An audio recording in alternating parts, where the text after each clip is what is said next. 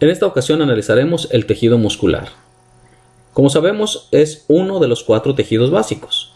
En capítulos previos se analizó el tejido epitelial, el segundo es el tejido conjuntivo conectivo, seguido de el de esta ocasión, que es el tejido muscular, y finalmente el tejido nervioso.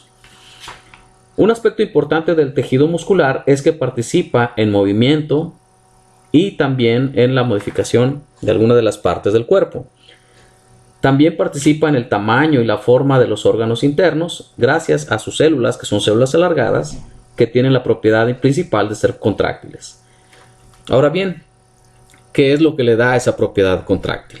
Principalmente porque están formados por 2 tipos de miofilamentos, filamentos delgados y filamentos gruesos.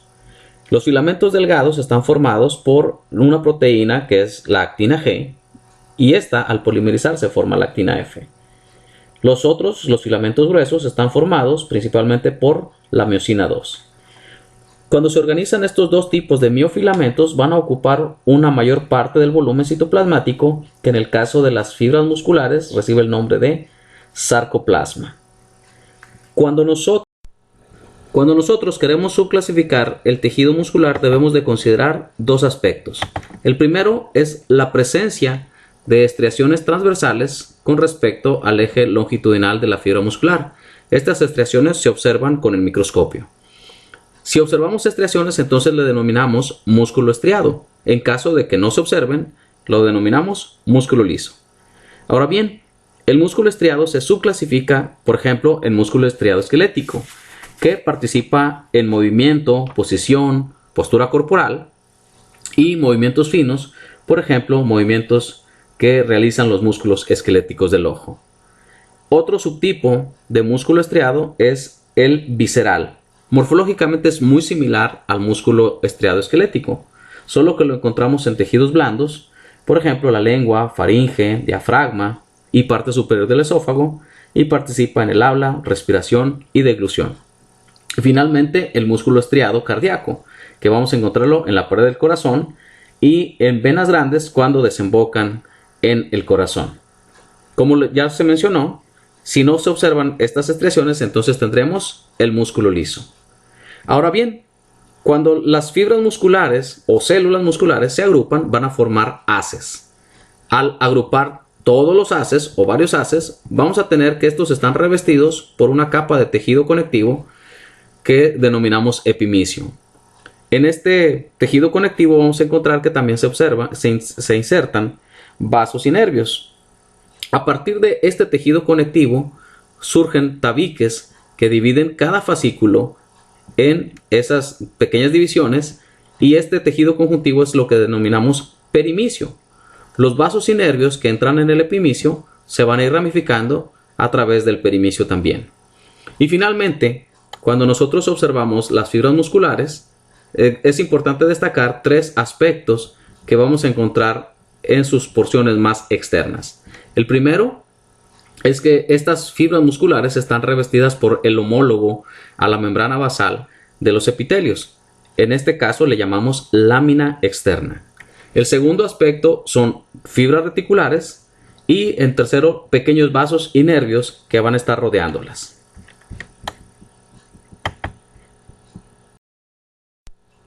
Como ya lo mencionamos, un aspecto importante es lo de las estriaciones. Sin embargo, hay que destacar que estas estriaciones solo se observan en los cortes longitudinales de las fibras. Si nosotros hacemos un corte transversal como el que se observa en esta imagen, es importante ver que las fibras musculares esqueléticas presentan un aspecto poligonal o poliédrico. Lo que es importante también destacar es la localización periférica de los núcleos. Aquí podemos ver cómo varias fibras musculares están mostrando sus núcleos en la porción periférica. Señalamos el endomisio, vemos una pequeña porción de perimisio que rodea a todo este fascículo de fibras, y finalmente en la imagen del lado izquierdo vemos el epimisio.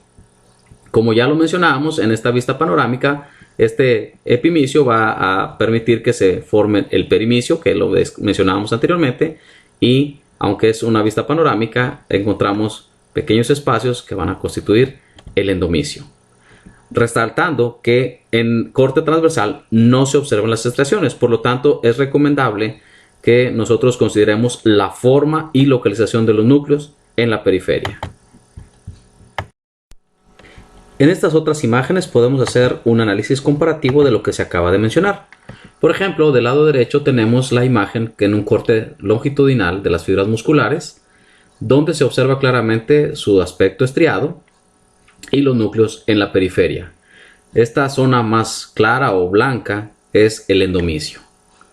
En comparación con la imagen del lado izquierdo, donde vemos el aspecto poliédrico de las fibras musculares esqueléticas, que no presentan obviamente ese aspecto estriado, pero lo que acabamos de mencionar, los núcleos que están en la periferia, rodeando a cada fibra muscular encontramos el endomisio y una pequeña porción del perimisio.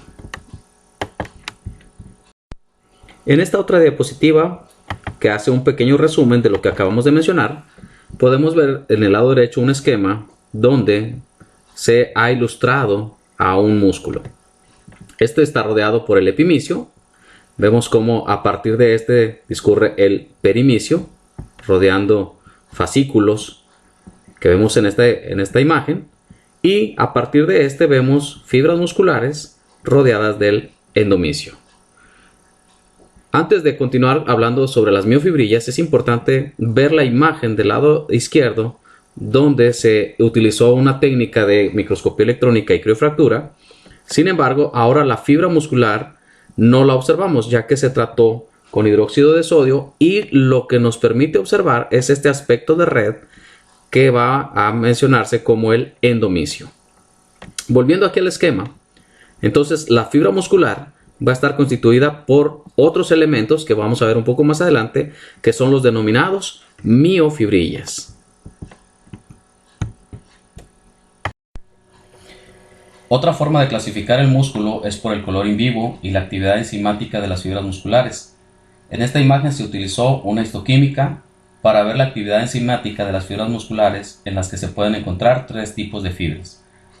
Tipo 1, también llamadas oscuras, rojas u oxidativas lentas.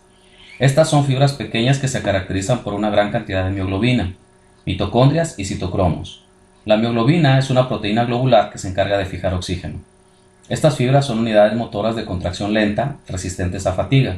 Se encuentran muy desarrolladas en los músculos erectores de la columna, que tienen que estar por mucho tiempo contraídas. Los maratonistas son personas que tienen muy desarrolladas estas fibras debido a los largos periodos de contracción a los que se someten en las competiciones. También tenemos fibras tipo 2A. Estas se llaman intermedias, glucolíticas oxidativas rápidas. Son fibras de mediano tamaño, con muchas mitocondrias y un gran contenido de mioglobina, a diferencia de las tipo 1. Estas tienen una gran cantidad de glucógeno y son capaces de realizar glucólisis anaeróbica. Constituyen las unidades motoras de contracción rápida resistentes a fatiga. Los atletas que tienen un alto porcentaje de estas fibras son los corredores de 400 y 800 metros. Finalmente tenemos las fibras tipo 2B, también llamadas blancas, glucolíticas rápidas. Son fibras grandes, tienen una baja concentración de enzimas oxidativas, pero exhiben una actividad enzimática anaeróbica alta y almacenan una gran cantidad de glucógeno. Estas fibras integran las unidades motoras de contracción rápida propensas a fatiga. Su velocidad de ATPasa miocínica es la más rápida de todos los tipos de fibras. Estas fibras están adaptadas para la contracción rápida y los movimientos finos y precisos. Los corredores de distancias cortas y levantadores de pesas tienen un alto porcentaje de estas fibras. Estas son propensas a la generación de ácido láctico por su función anaeróbica. Vamos a analizar algunas características estructurales de las fibras musculares, en particular la fibra muscular esquelética. Como ya hemos mencionado, la fibra muscular esquelética va a estar formada por fibras musculares. Cada una de estas fibras musculares van a estar formadas por miofibrillas, y las miofibrillas van a estar compuestas por miofilamentos. Las miofibrillas son las subunidades estructurales y funcionales de la fibra muscular, mientras que los miofilamentos son los que van a estar formándolas. El arreglo de los miofilamentos de actina y de miosina permite observar líneas claras, que le denominamos banda I o línea I, y líneas oscuras, que es la línea A. Esto debido a la propiedad que tienen de alterar la luz polarizada al utilizar microscopios de contraste de fases o de luz polarizada. Por lo tanto, la línea A es birrefringente, mientras que la línea I no lo es. Más adelante hablaremos que la línea I está dividida por la línea Z y la línea A tiene a su vez la banda H y esta a su vez está dividida por la línea M. De tal manera que la sarcómera va a estar formándose de cada línea Z a la línea Z. En esta micrografía electrónica podemos observar tres fibras musculares cortadas de manera longitudinal. En la fibra del lado derecho se observa su núcleo, que es un núcleo alargado, situado en la periferia. Destaca que la mayor parte del sarcoplasma está ocupada por los miofilamentos. Vemos cortes longitudinales de miofibrillas que están formados por cadenas sucesivas de sarcómeros. Recordemos que el sarcómero está formado de una línea Z a una línea Z. Esta línea divide a la banda I y a su vez la banda A está formada por la banda H y esta a su vez dividida por la línea M. Entre una fibra y otra podemos observar las fibras de colágeno que van a estar formando el endomisio. Hay otras porciones que se pueden observar aquí de las fibras musculares donde es posible distinguir mitocondrias, que en el caso de las fibras musculares se llaman sarcosomas, y algunas pequeñas porciones de retículo endoplásmico liso, que aquí le llamamos retículo sarcoplásmico. Nuevamente vemos la ultraestructura de las fibras musculares esqueléticas cortadas de manera longitudinal. Vemos tres fibras, aquí está una, en la parte central otra y en la parte derecha otra. Tanto en la parte central como en la parte izquierda se observan los núcleos en la periferia, núcleos alargados, y la secuencia de las miofibrillas divididas por sarcómeros. Nuevamente la línea Z que va a estar flanqueándola a la línea Z, esto es el sarcómero, las bandas I, la banda A, la banda H y en el centro la banda M. Entre algunas fibras podemos observar las fibras de colágeno formando el endomisio. En este esquema vemos cómo se organizan los filamentos delgados y gruesos para formar el sarcómero. Cuando está relajado el sarcómero, las bandas I y la banda H son muy amplias. Al estar relajado el sarcómero, se observa la superposición de los filamentos gruesos y delgados en la banda A y solo filamentos gruesos en la banda H. Cuando ocurre la contracción, las líneas Z se acercan, las bandas I se acortan, al igual que la banda H, mientras que la banda A y la línea M permanecen sin cambios. Si realizamos cortes en distintas regiones del sarcómero, podemos observar que la banda I solamente presenta filamentos delgados, la banda H solo filamentos gruesos, la línea M filamentos gruesos vinculados entre sí, y en la banda A se encuentran tanto filamentos gruesos como filamentos delgados. Destaca cómo los filamentos delgados se organizan a manera de un hexágono con respecto a un filamento grueso central. Recordemos que los filamentos delgados tienen una polaridad, es decir, un extremo positivo y uno negativo. Los filamentos delgados están formados por actina G que polimeriza en actina F. Estos filamentos se organizan de forma espiral. Sobre estos filamentos se enrolla la tropomiosina, una proteína que oculta el sitio de unión de los filamentos gruesos a los delgados. Existe además un complejo de troponina.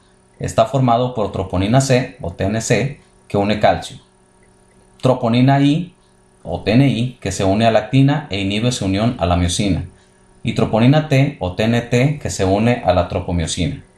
Más adelante se analizará la unión del calcio a la TNC, lo que causa un cambio en la configuración de la troponina, de manera que se descubre el sitio de unión de la actina a la miosina, permitiendo así que inicie la contracción de la fibra muscular.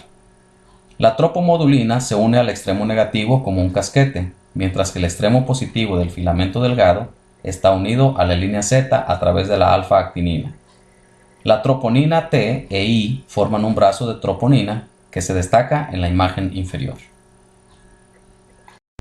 En esta diapositiva podemos observar los filamentos gruesos. Estos filamentos están formados por miosina II. Esta molécula tiene dos cabezas globulares, también llamadas región S1, que tiene sitios de unión actina y ATP. También cuenta con brazos de palanca o región S2 y una cola larga. Esta molécula se caracteriza por tener dos cadenas pesadas y dos pares de cadenas ligeras. Al tratar con enzimas, la miosina II se puede fragmentar en meromiosina ligera y meromiosina pesada. Las moléculas de meromiocina 2 se ensamblan cola con cola, dejando un área desnuda central y las cabezas en los extremos alineados de forma helicoidal, como se confirmó con microscopía electrónica de transmisión. En esta diapositiva observamos un corte longitudinal de miofibrillas, donde se destacan los miofilamentos y su organización. Vemos la banda I y la banda A. En la banda I ya hemos mencionado que el sarcómero va a ser de línea Z a línea Z. En la banda I tenemos la banda H y en el centro la banda M. En la parte inferior observamos el arreglo de otras proteínas que van a estar también formando la sarcómera. Ya hemos mencionado las líneas Z que van a estar flanqueándolo, y en esta zona se va a encontrar material de la matriz del disco Z también, con proteínas como teletonina, talina, desmina, miotilina y filamina C.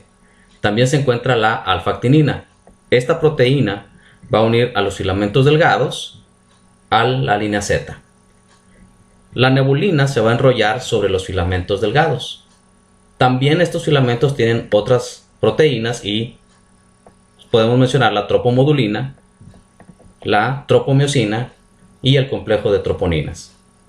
En los filamentos gruesos encontramos proteínas como la proteína C, que ayuda al ensamble de estos filamentos gruesos.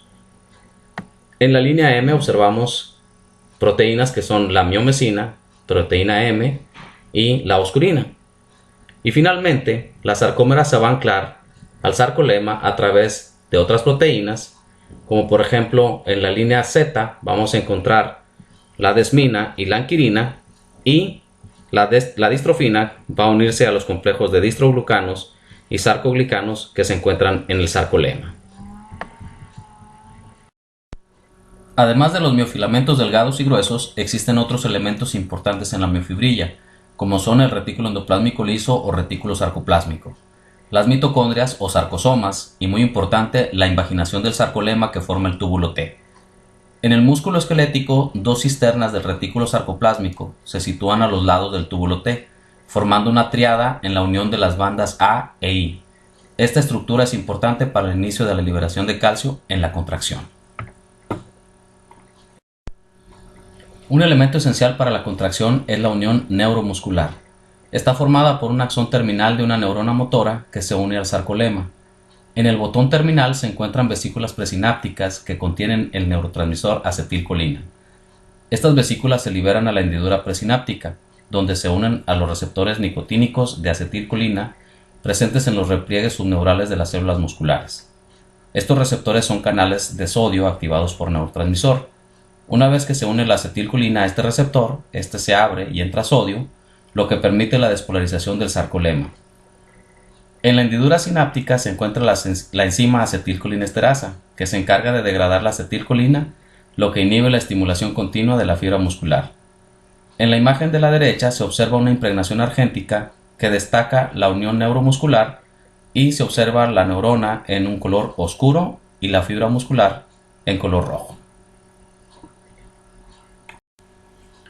¿Cómo ocurre la contracción en una fibra muscular esquelética?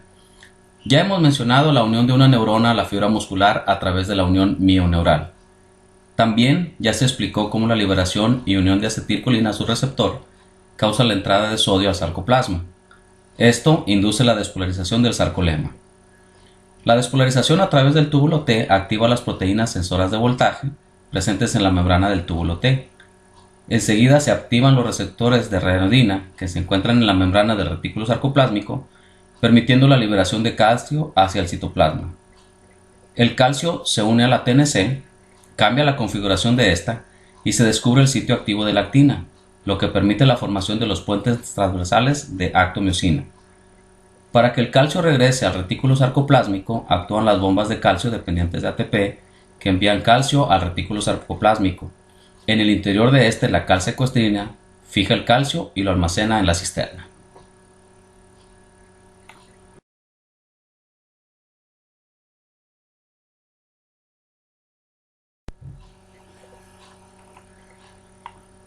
Un aspecto destacable del músculo esquelético es su capacidad de regeneración. Esto es gracias a las células satélite. Estas células tienen núcleo alargado con cromatina condensada y se encuentran entre el sarcolema y la lámina externa de la fibra muscular. Estas células expresan el factor de transcripción PAX7, lo que les permite identificarlas mediante inmunofluorescencia.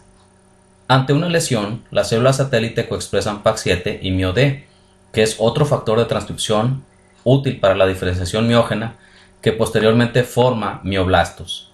Estos mioblastos se fusionan y forman miotubos, y finalmente dan lugar a la fibra muscular madura con sus múltiples núcleos en la periferia. Para el movimiento corporal, la fuerza generada por el músculo esquelético se transfiere a través de los tendones en la denominada unión músculo-tendinosa. En estas fotomicrografías se observa cómo las fibras musculares terminan en evaginaciones que se unen a las fibras de colágeno del tendón. Entre las fibras de colágeno se observan los núcleos de los tendinocitos. A microscopía electrónica de transmisión se observa que las fibras de colágeno se unen a la célula muscular en la lámina basal o también llamada lámina externa, y el sarcómero final carece de línea Z. Asimismo, la línea A termina en el sarcolema. En la derecha se observan las fibras de colágeno. Ahora vamos a analizar el músculo estriado cardíaco. A diferencia el músculo estriado visceral y el músculo esquelético, que están formados de células individuales multinucleadas, las fibras estriadas cardíacas están formadas por numerosas células cilíndricas, unidas extremo con extremo a través de los discos intercalares. Estos discos intercalares a microscopía de luz se observan como líneas oscuras perpendiculares al eje longitudinal de las células. Los miocardiocitos además muestran uno o dos núcleos centrales y redondos, y algunas células pueden anastomosarse o ramificarse. En estas micrografías se observan las características ya mencionadas: discos intercalares, células anastomosadas con uno o dos núcleos redondos y centrales. Cabe mencionar que las estriaciones solo se observan en cortes longitudinales. En el corte transversal no se observan.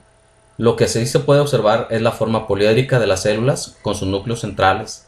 En otros campos no aparece el núcleo debido al plano del corte. La fibra muscular cardíaca presenta características ultraestructurales similares al músculo esquelético, como es el retículo sarcoplásmico, sarcosomas, sarcolema que forma el túbulo T, así como la disposición de los miofilamentos en sarcómeros. Sin embargo, también presenta características especiales, como la formación de diadas en lugar de triadas, es decir, una cisterna de retículo sarcoplásmico al lado del túbulo T a la altura de los discos Z, además de los núcleos centrales como se mencionó previamente. Un tipo de miocardiocito puede sintetizar el factor natriurético atrial y el factor natriurético encefálico. Ambas hormonas son diuréticas y afectan la excreción urinaria de sodio. También inhiben la secreción de renina por el riñón y la secreción de aldosterona por la glándula suprarrenal. Otro aspecto también de estos factores es que inhiben las contracciones del músculo liso vascular. En estas micrografías podemos observar la ultraestructura de la fibra muscular cardíaca. En la imagen A se observa una micrografía electrónica de barrido que muestra un preparado del tejido muscular cardíaco obtenido del ventrículo derecho de un simio, donde se observa el aspecto estriado y la forma de los discos intercalares. En la imagen B se observa un esquema tridimensional de un disco intercalar, que es el sitio de adhesión muy especializado entre las células musculares cardíacas adyacentes. Estos discos intercalares tienen dos componentes, uno transversal, formado por las fascias adherentes, y las máculas adherentes, y un componente lateral formado por las uniones en hendidura y máculas adherentes. Por otra parte, en la imagen C se muestra una micrografía electrónica de transmisión donde se observa la unión de una célula muscular con otra a través de un disco intercalar. Se observa esta unión en escalera con los diferentes componentes del disco intercalar. Destaca el aspecto ultraestructural característico también del sarcómero con sus líneas o bandas, además de sarcosomas. Cabe destacar que las fascias adherentes son los principales componentes transversales de los discos intercalares, mientras que las uniones en hendidura son los principales componentes laterales, y las máculas adherentes están presentes en ambos componentes. ¿Cómo ocurre la contracción en el músculo cardíaco? En este esquema se muestra el mecanismo de contracción muscular cardíaca, la cual es iniciada cuando ocurre la despolarización de la célula muscular gracias a las fibras de Purkinje, permitiendo la entrada de sodio a la célula. Esta despolarización continúa a través de la membrana de los túbulos T, lo que cambia la configuración de las proteínas sensoras de voltaje, hasta convertirse en conductos de calcio funcionales.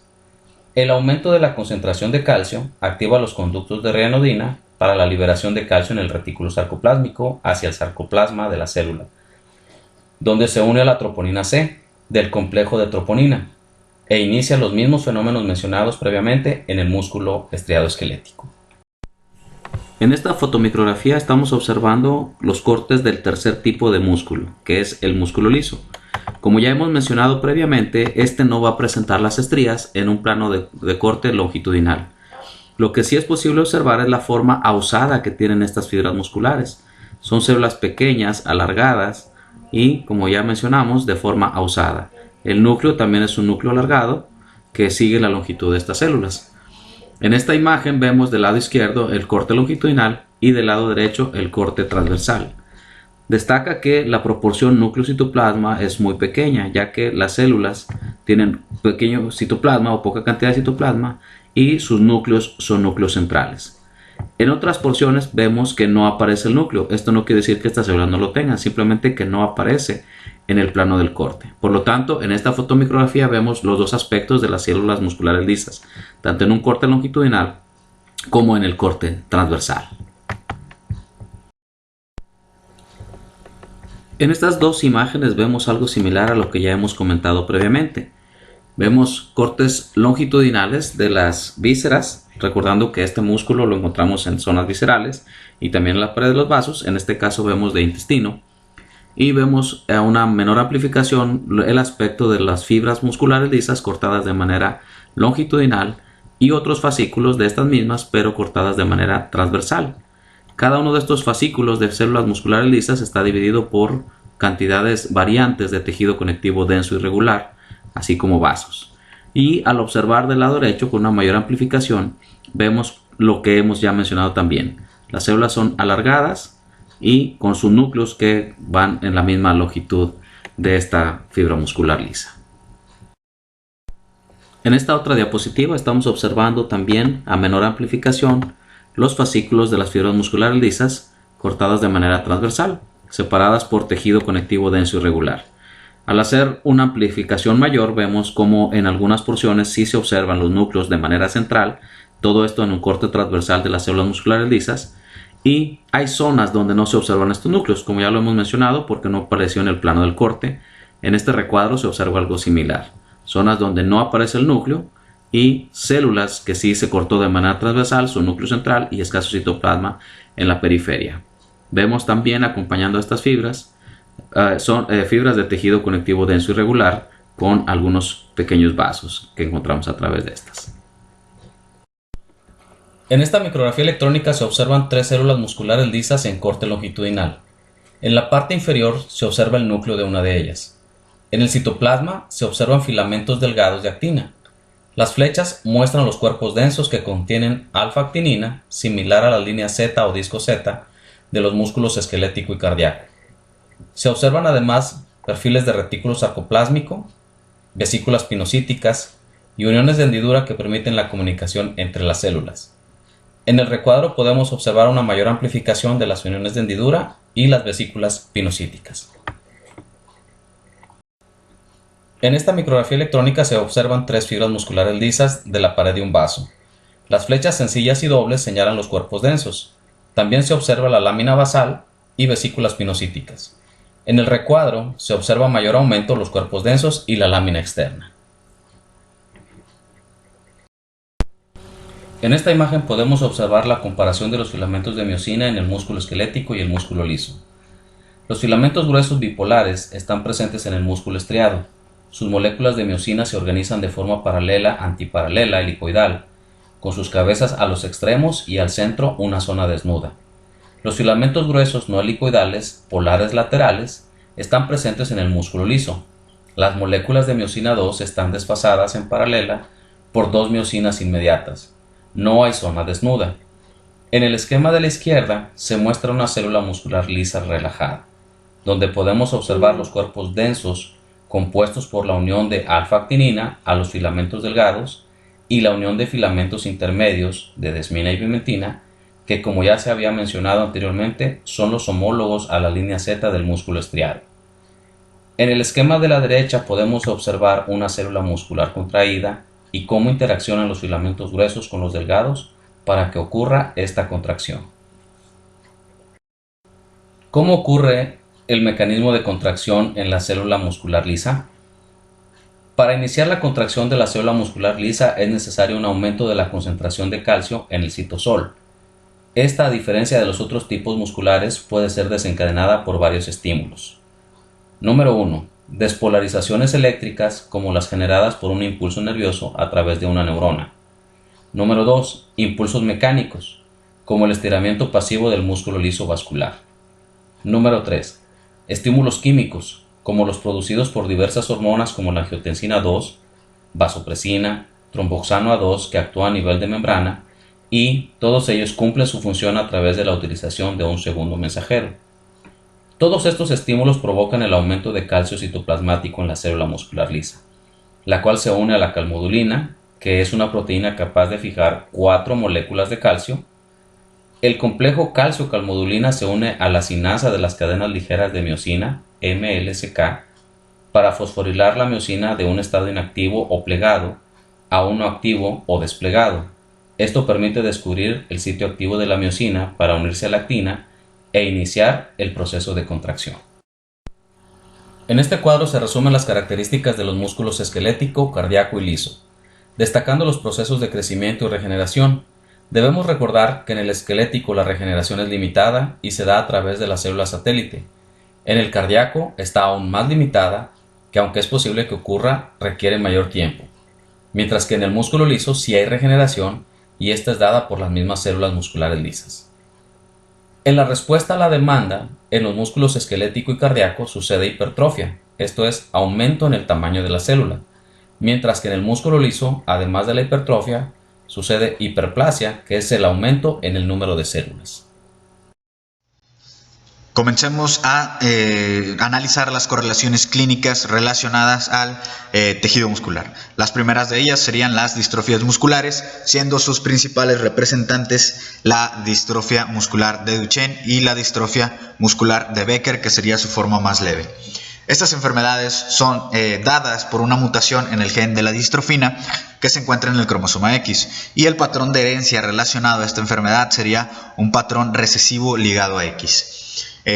Recordemos brevemente que la distrofina forma un puente entre la sarcómera hacia el sarcolema. Este puente, por un lado, está anclado a la actina F, a la actina filamentosa, es decir, los filamentos delgados de la sarcómera, y por el otro lado hacia el sarcolema por medio de un complejo de glucoproteínas que serían el complejo de los sarcoglucanos y los distroglucanos.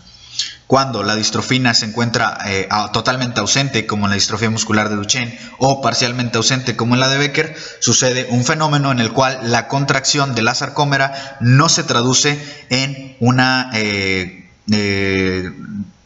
contracción del sarcolema, y de esta manera pues tampoco se traduce a una contracción a nivel macroscópico. Por ende, el músculo es incapaz de ejercer una fuerza a nivel macroscópico sobre el movimiento que una persona puede tener o necesita para realizar sus actividades diarias.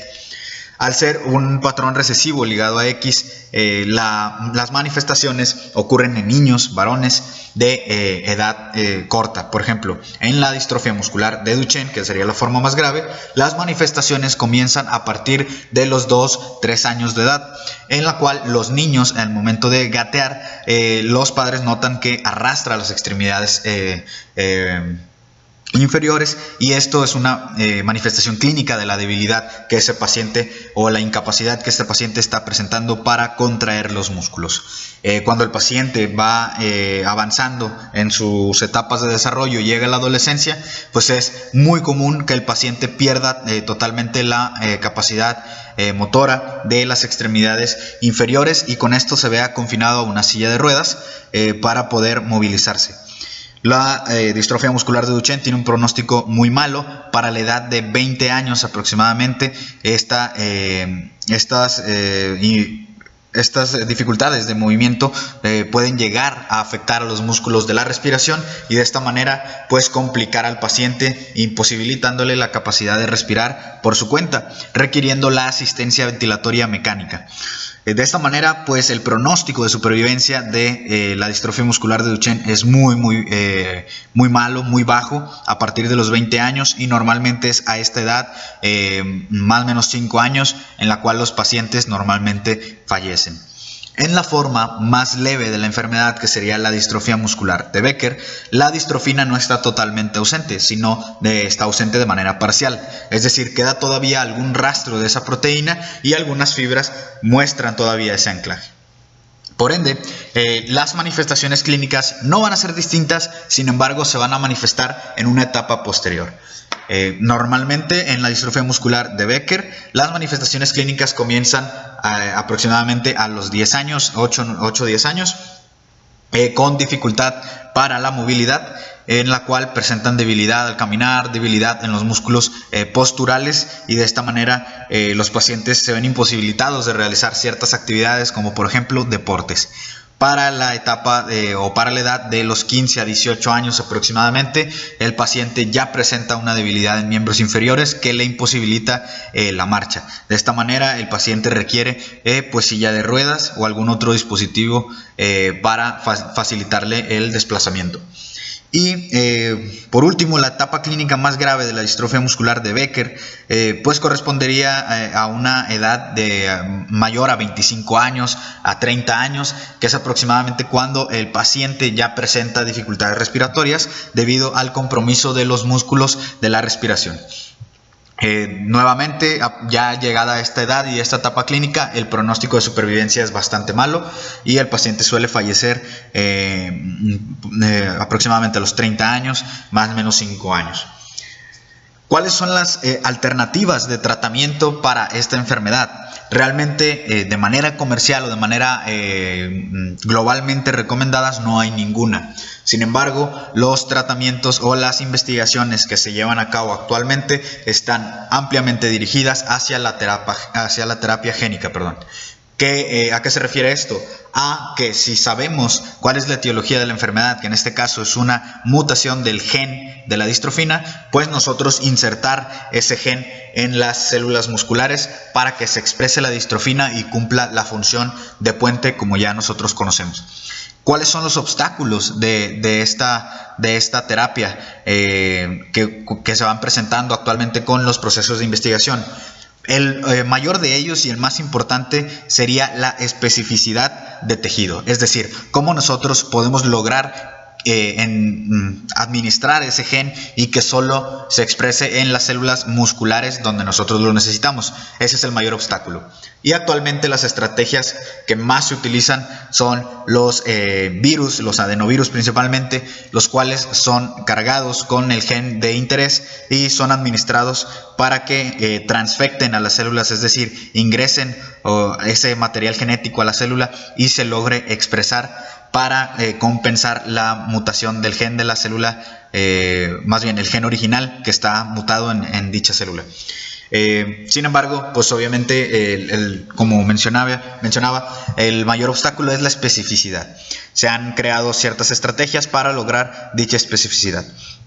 Sin embargo, tenemos otro problema en cuanto a la especificidad, y este problema se ha ido solucionando por medio del asesoramiento genético, que de hecho es lo más recomendado actualmente.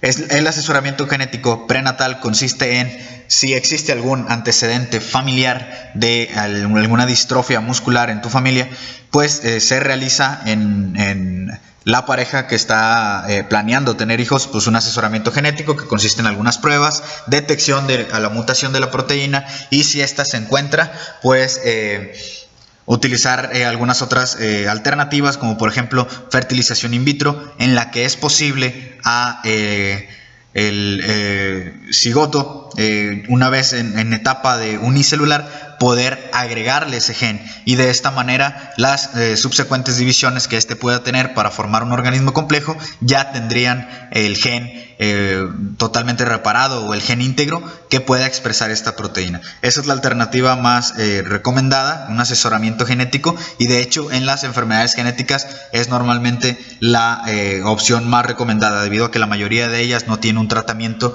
definitivo completamente desarrollado y distribuido a nivel mundial. A nivel morfológico, ¿cómo podríamos nosotros ver las distrofias musculares? Pues sí sabemos que la etiología de esta enfermedad sería la deficiencia de una proteína, pues utilizamos métodos para detectar esta proteína. En las micrografías que nosotros estamos viendo, que son inmunohistoquímicas, podemos notar a la izquierda un tejido muscular de una persona sana, en el cual por medio de una inmunohistoquímica con anticuerpos antidistrofina detectamos la presencia de la proteína. La positividad está dada por la marca de color marrón rojizo y podemos ver cómo rodea cada fibra, y eso nos indica que la distrofina pues está conectando los sarcómeros al sarcolema de manera normal, como debe estar en el componente adecuado de una fibra muscular. Este sería un tejido normal. Ahora vean hacia la derecha una distribución de esta proteína en un paciente con distrofia muscular de Duchenne. Se aplica el mismo método de inmunohistoquímica y podemos notar cómo algunas fibras aún tienen expresión de la proteína, sin embargo en otras fibras está totalmente ausente o parcialmente ausente, como lo podemos notar en esta fibra de aquí. Es importante señalar que el asesoramiento genético se da a partir de cuando se tiene el conocimiento de algún antecedente en la familia. Por eso es muy importante interrogar esto en los pacientes y principalmente en aquellos que tienen planeado pues tener hijos. Esas serían las distrofias musculares. Revisemos ahora la miastenia gravis, que es otra enfermedad relacionada al sistema músculo-esquelético. Muy bien. ¿Qué es la miastenia gravis? Es una enfermedad autoinmune en la cual anticuerpos que son producidos por células de nuestro cuerpo están dirigidos hacia el receptor de acetilcolina que se encuentra en el músculo dentro de la placa mioneural. De esta manera, ese receptor que ha sido reconocido por el anticuerpo queda inutilizado. Entonces, la acetilcolina que se encuentra en la hendidura sináptica encuentra cada vez menos receptores sobre los cuales actuar y por ende la despolarización de la fibra muscular cada vez es menor.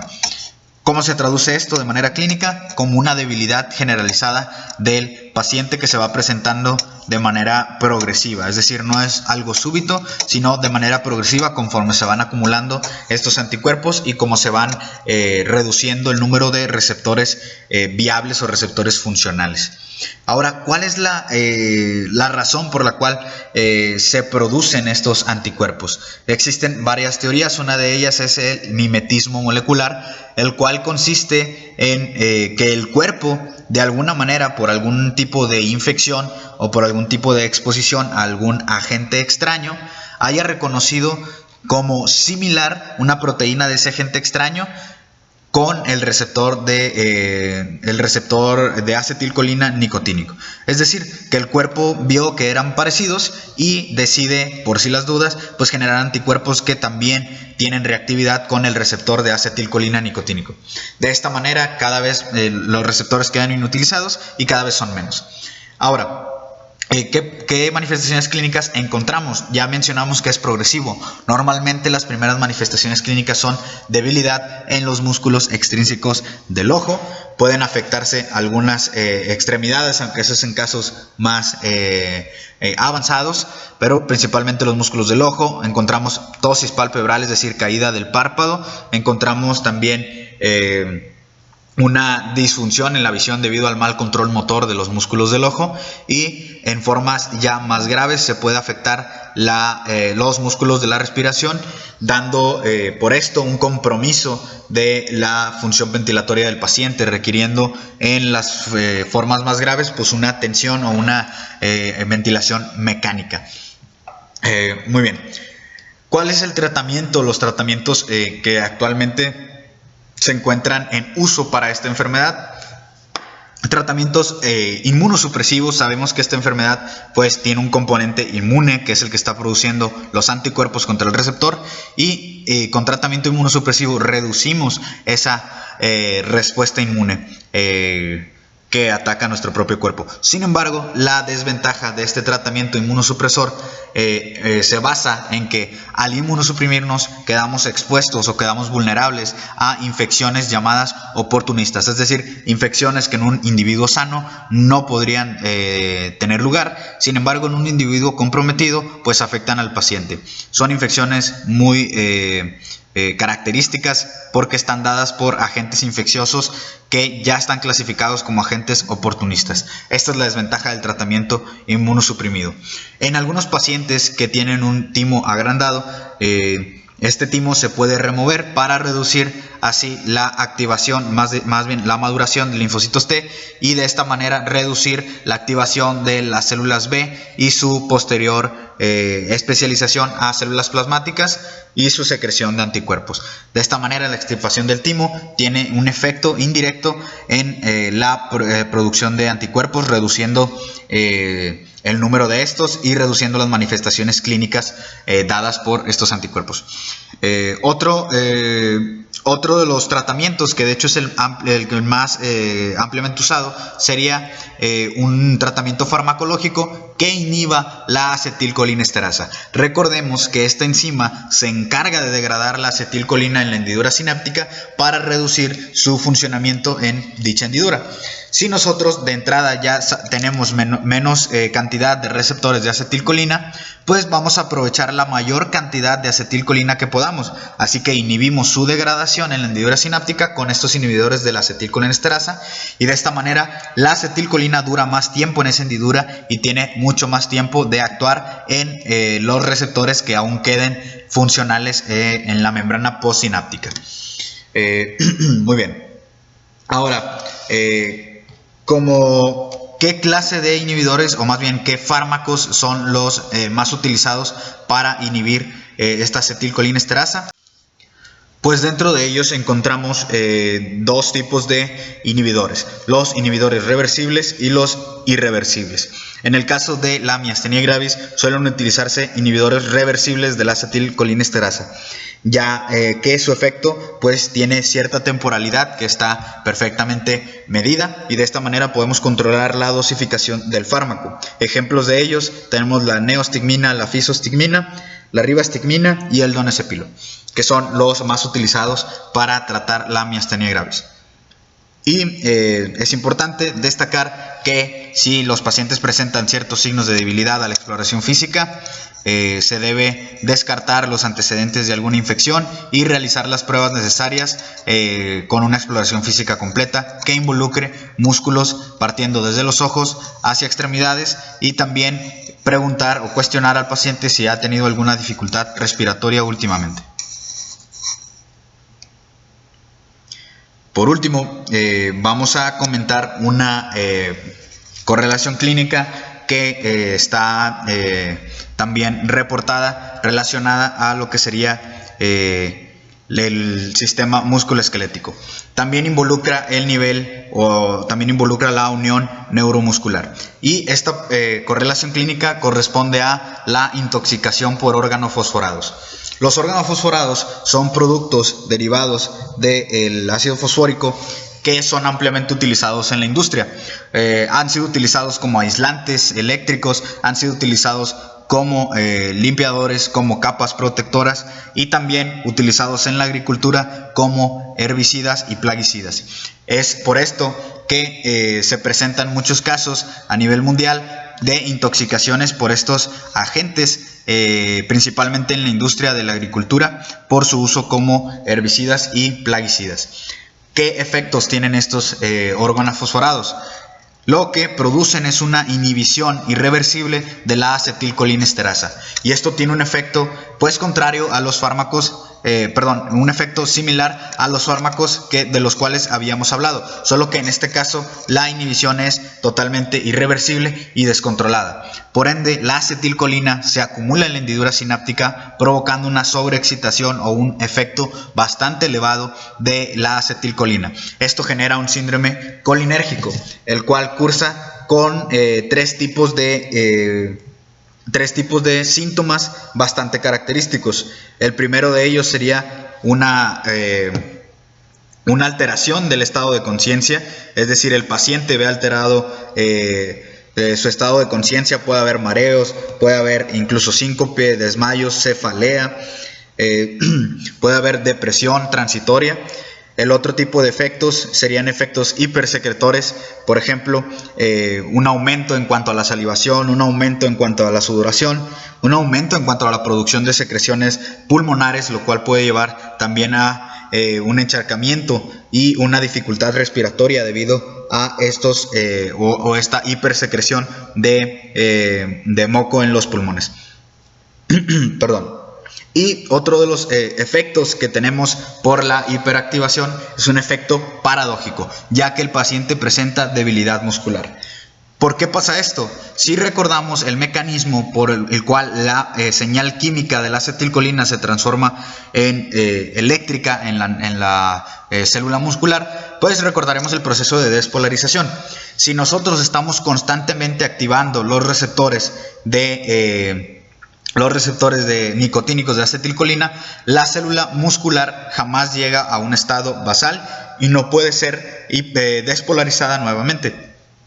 Por ende, el músculo toma un estado en el cual ya no puede recibir estímulos y por esto el paciente puede presentar una debilidad muscular. Entonces recuerden, los síntomas más clásicos de una intoxicación por organofosforados son alteración de la conciencia, debilidad muscular y síntomas hipersecretores, ya sea de saliva, lágrimas o incluso secreciones pulmonares.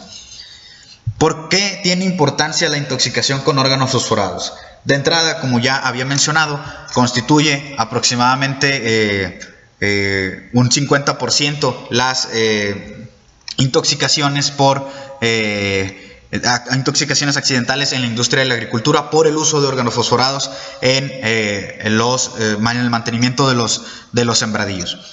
Pero también la OMS reporta aproximadamente 1 millón de muertes por intoxicación de organofosforados de manera accidental y reporta aproximadamente 2 millones de intoxicaciones provocadas en suicidios. Entonces, como pueden ver, también tiene una importancia en cuanto a los suicidios porque los pacientes pueden llegar a intoxicarse con estos componentes y de esta manera provocarse los efectos o el síndrome colinérgico del cual ya habíamos hablado. Otro dato importante acerca de los organofosforados es que han sido utilizados en ataques biológicos, principalmente en guerras civiles o guerras internacionales, pero en Medio Oriente. Estos ataques biológicos han sido bastante poco específicos y han causado daños a niveles pues bastante considerables en dichos países, afectando a miles de personas, que muchas de ellas pues terminaron en muerte debido a al inesperado ataque y la poca preparación del personal que desconoce normalmente los síntomas de un cuadro colinérgico causado por intoxicación por organofosforados. Muy bien, ahora, ¿qué alternativas de tratamiento tenemos para una intoxicación aguda por organofosforados? Pues muy bien, cuando ustedes o nosotros nos enfrentamos a una intoxicación por organofosforados, es muy importante de entrada pues quitar el agente tóxico y limpiar muy bien la vía de entrada. Los organofosforados, los compuestos organofosforados tienen una alta liposolubilidad, por ende, y aparte de que son muy volátiles, tienen una capacidad de entrada por la vía respiratoria bastante alta. Debido a la liposolubilidad pueden entrar a través de la piel y mediante la ingesta directa por medio de la vía oral. Es muy importante identificar esta intoxicación a la brevedad, ya que las oximas, que son fármacos utilizados para tratar esta intoxicación, solo pueden ayudar a reactivar la colinesterasa eliminando el grupo fosfato dentro de las primeras 6 horas de la intoxicación. Esto porque es dentro de estas primeras 6 horas cuando la unión del órgano fosforado a la acetilcolinesterasa aún es reversible. Una vez que pasan estas 6 horas, la unión es irreversible y el manejo se vuelve más complicado. Otro fármaco muy utilizado es la atropina, que se utiliza para el manejo de los efectos en los receptores muscarínicos, que son otro tipo de receptores de acetilcolina aparte de los nicotínicos. Recuerden siempre que el paciente debe ser atendido de manera rápida y cuidando siempre su vía aérea, debido a que se ven involucrados directamente y muy rápidamente los músculos de la respiración. Bueno, esas serían todas las correlaciones clínicas correspondientes a sistema muscular.